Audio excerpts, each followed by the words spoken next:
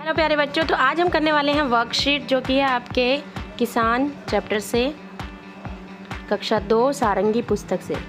तो पहला प्रश्न देखिए, दिए गए चित्रों को देखकर कविता के अनुसार क्रम देना है। जैसे कि आपका ये है कविता है किसान, तो उसमें जिस तरह से कविता लिखी हुई है उसी क्रम में आपको इन पिक्चर्स को जो है नंबरिंग देनी है। तो देखो, सबसे पहले आपकी कविता में क्या कहा गया था कि खाट छोड़ उठ गया किसान, यानी कि पहले वो उठा, उसके बाद वो अपने बैलों को ले गया खेत में निला धुला कर। उसके बाद उसने खेत में काम करना शुरू किया, चाहे बारिश हो चाहे ठंड हो, वो हर जगह हर मौसम में क्या करता है, अपने खेत में काम करता है और लास्ट में अपनी फसल को काट लेता है। तो ये आपका क्रम होगा कविता के अनुसार। तो पिक्चर्स को ध्यान से देखकर उनको क्रम से लगाना सीखिए। तो इसके लिए आपको कविता अच्छे से पढ़नी है। जो भी आप कविता या कहानी पढ़ते हो उसको अच्छे से आपको याद रखना है। इसके बाद अगला प्रश्न देखिए, आपको सही उत्तर पर निशान लगाना है। किसान खेत में क्या करता है? तो क्या करता है किसान? आराम करता है, काम करता है, पढ़ाई करता है या खेलता है? तो वो काम करता है। कौन त्योहार और छुट्टी नहीं मनाता? तो कौन नहीं मनाता? किसान। ठीक है, क्योंकि सभी जितने भी लोग नौकरी करते हैं, जो बच्चे स्कूल में जाते हैं, वो सभी छुट्टी मनाते हैं, लेकिन किसान कभी भी छुट्टी नहीं करता है। वो हमेशा अपने खेत में काम करता है। सब्जी, फल और अनाज कहाँ उगते हैं? कहाँ उगते हैं? खेत में। सबसे अधिक परिश्रमी कौन होता है? तो हमने क्योंकि किसान के बारे में कविता पढ़ी है, तो किसान ही सबसे अधिक परिश्रमी यानी कि मेहनती होता है। अन्न देवता किसे कहते हैं? तो अन्न देवता किसको कहते हैं? किसान को, क्योंकि किसान खेतों में अन्न उगाता है। प्रश्न देखो, कविता के अनुसार किसान के लिए सबसे बड़ी चुनौती क्या है? मौसम की मार, आराम करना, त्योहार मनाना या काम करना? तो सबसे बड़ी चुनौती क्या है? मौसम की मार, क्योंकि कभी बहुत ज़्यादा ठंड हो जाती है, बहुत ज़्यादा गर्मी हो जाती है, तो उसकी जो फसल।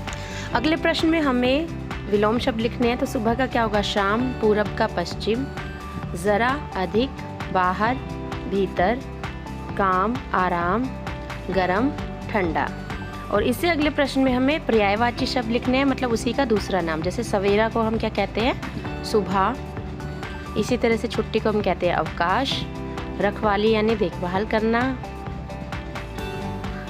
और किसान को हम क्या कह सकते हैं? कृषक। ठीक है, जो किसानी करते हैं उन्हें कृषक भी कहते हैं। पानी, जल।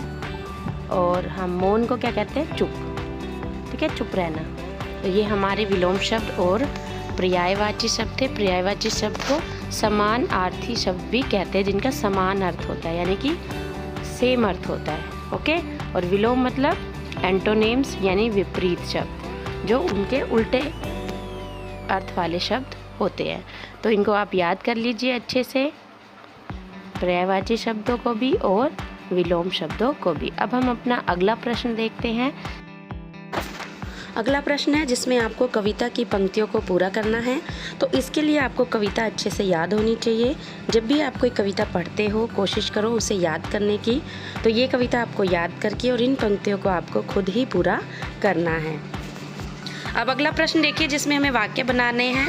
तो सवेरा से हम क्या वाक्य बना सकते हैं? हमें सवेरे जल्दी उठना चाहिए। खेत, किसान खेत में फसल उगाते हैं। चिड़िया, चिड़िया मीठी आवाज़ में गाती है। त्योहार, हम सभी त्योहार बड़ी खुशी से या धूमधाम से मनाते हैं। धरती, धरती पर ही सभी पेड़ पौधे और अन्न उगते हैं। आप चाहो तो इन वाक्यों को अलग भी बना सकते हो, तो आप अपने से वाक्य बनाने की कोशिश कीजिए। अगले प्रश्न में हमें कुछ आवाज़ें दी गई हैं। आपको ये आवाज़ों को पहचानना और बताना है कि ये आवाज़ कहाँ की है। जैसे पोंपो, तो पोपो आवाज़ कहाँ से आती है? ये गाड़ी के हॉर्न से आती है, तो गाड़ी के हॉर्न की आवाज़ है। इसी तरह से खड़ खड़, तो खड़ खड़ कहाँ की आवाज़ है? ये दरवाजे खुलने या बंद होने की आवाज़ है। चम चम, बिजली के चमकने की आवाज़ है। गड़ गड़, बादल के गरजने की आवाज़ है। और लास्ट में हमारी आवाज़ है सन सन, जो कि हवा के चलने से आती है। तो आप इनको लिख लीजिए। तो पहली पोपो हो गई गाड़ी के हॉर्न की आवाज़, दरवाजे के खुलने या बंद होने की आवाज़ खड़ खड़, चमचम बिजली के चमकने की, गड़गड़ बादलों के गरजने की, और सनसन हवा के चलने की। ठीक है। अगला प्रश्न आपको देखो, एक चित्र दिया हुआ है बहुत ही सुंदर सा। तो आप चाहो तो इसमें चित्र बना भी सकते हो, या आपको जो चित्र दिया गया है उसमें आप रंग भी भर सकते हो। स्क्रीनशॉट लेके आप इसमें रंग भरिए। तो ये हमारी वर्कशीट थी। धन्यवाद।